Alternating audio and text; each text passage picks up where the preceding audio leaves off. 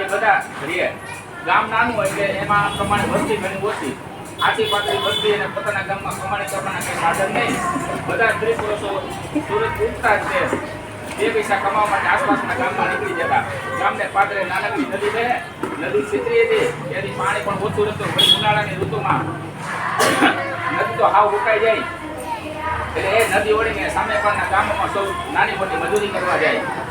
એ નાનકડા ગામમાં એક ભરવાડ અને ભરવાડ રહે. ભરવાડે મોટા થોડા જોર હતા, રોજ સવારે ભરવાડ ઢોર ચારવા લઈ જાય. ત્યાર પછી ભરવાડ સવાર સાંજ આસપાસના ગામમાં દૂધ વેચવા જાય. ભરવાડનું નામ ઘોડી અને તેમના નામ એવા ગુણ વિચારી ઘોડી. ઘોડી ભરવાડ તદ્દન ઘોડી ભટાક જેવી અને ભરવાડનું નામ પણ હતું ઘોડો. વખત વીતતો જતા એવામાં પુરુષોત્તમ અધિકમાસ આવ્યો. બ્રાહ્મણ અને બીજી વર્ણના લોકોએ પૂરા ધાર્મિક ભાવથી તેમના ઘણા ભગવાન પુરુષોત્તમનો વ્રત શરૂ કર્યું. ઘોડી ભરવાડાને પણ વ્રત કરવાની પાછા પડેવા નહોતા, બંનેએ પણ વ્રત શરૂ કર્યું. ઘોડો ભરવાડ અને ઘોડી ભરવાડ બંને સવારે વહેલા ઉઠી ઘોડાની સાફ સફાઈ કરે, આંગણા સ્વચ્છ રાખે, બાળકો માટે રોટલા શાક તૈયાર કરે, ગાયો અને ભેંસોના દૂધણા તૈયાર કરે અને ઢોરના ખાવાના તગારા મૂકે. અને સૂર્યોદય થાય પહેલા તો ભરવાડ ને ભરવાડ બંને બંને સ્નાન કરવા જાય. સ્નાન કરી કાંઠા ગોરમાની પૂજા કરે, કિનારા પર ગોરમાની કથા બેસે અને શ્રદ્ધાપૂર્વક કથા વાર્તા સાંભળે. પછી પુરુષોત્તમ ભગવાનના નામનું રટણ કરતા કરતા ઘોડે પાછા વળે અને પછી ભરવાડ સીમમાં ઢોર ચરવા જાય. ઘોડી ભરવાડ દૂધ વેચવા માટે નદી પાર કરી આસપાસના ગામોમાં જાય. દિવસો પસાર થવા માંડ્યા. 11 બંનેના ઉપવાસો કર્યા. અમાસને દી વ્રત પૂર્ણાહુતિનો દિવસ આવ્યો અને પતિ પત્નીએ પુરુષોત્તમ માસનું ઉજવણું કરવાનું નક્કી કર્યું. ઘોડો અને ઘોડી બંને મૂંઝાયા. ટૂંકી આવક હતી, બાળકો સાથે કુટુંબનો નિભાવ કરતો મોંઘવારી મારું કામ, આમાં ઉજવણું કઈ રીતે કરવું? પણ બંનેને નક્કી કર્યું કે ઉજવણું તો કરવું હતી. ઘોડી એક બ્રાહ્મણને ત્યાં વસ્તુ આપવા ગઈ, એને જમવા આપવાની ના પાડી. બીજા બ્રાહ્મણને આમંત્રણ આપ્યું તો પણ એને પણ નનૈયો ભણ્યો. ભરવાડને ત્યાં જમવા જવાનું કોઈની મરજી નથી, કારણ કે તેઓ જાણતા હતા કે ભરવાડ તેઓની જમવા આપણને જમાડશે. જમવામાં જઈશું તો એને ભોજનમાં ભેંસ અને છાશ આમાં મળશે. આથી કોઈ બ્રાહ્મણ એને આવવાની હા પાડી નહીં. હવે બ્રહ્મ ભોજન કર્યા વગર ઉજવણું કરવું કઈ રીતે? આમ વિચારીને 3-4 દિવસ તો ભરવાડ જમી પણ નહીં.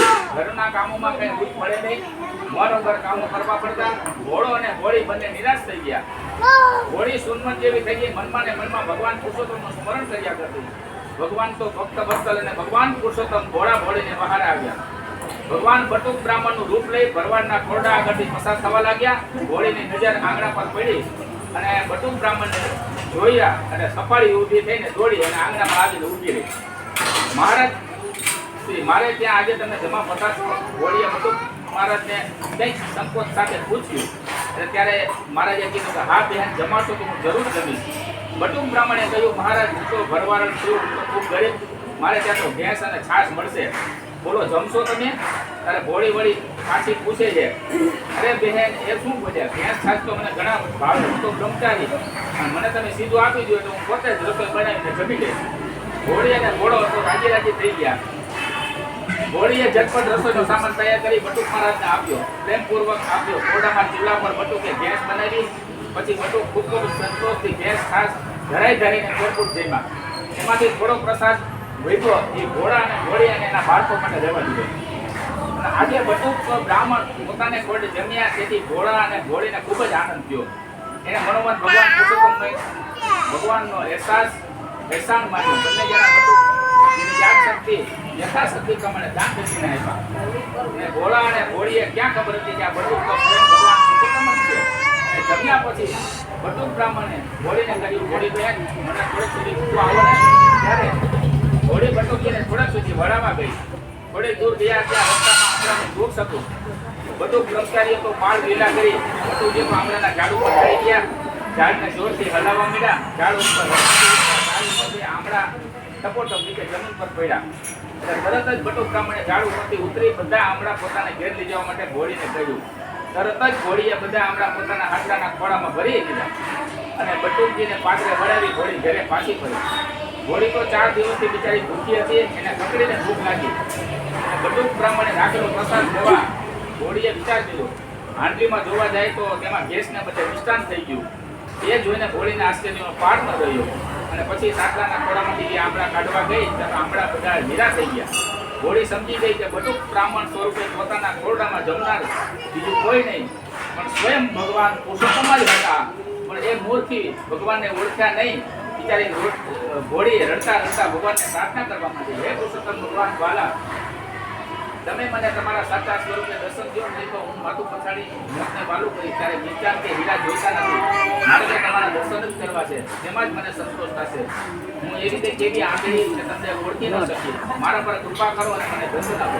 અને હોળીના ઓલોપાત અને તળવરાથી ભગવાન પુરુષોત્તમે સ્વયં ખોરડામાં પ્રગટ દઈ અને ભોળા ભોળીને દર્શન આપ્યા. બંનેનો મનુષ્ય પર સફળ થયો. બોલીએ પુરુષોત્તમ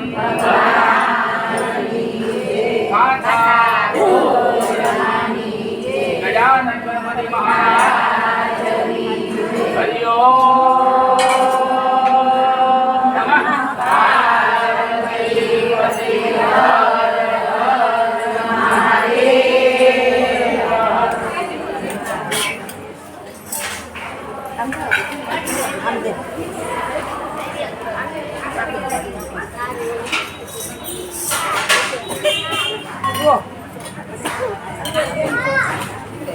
Alia, masuk kanan.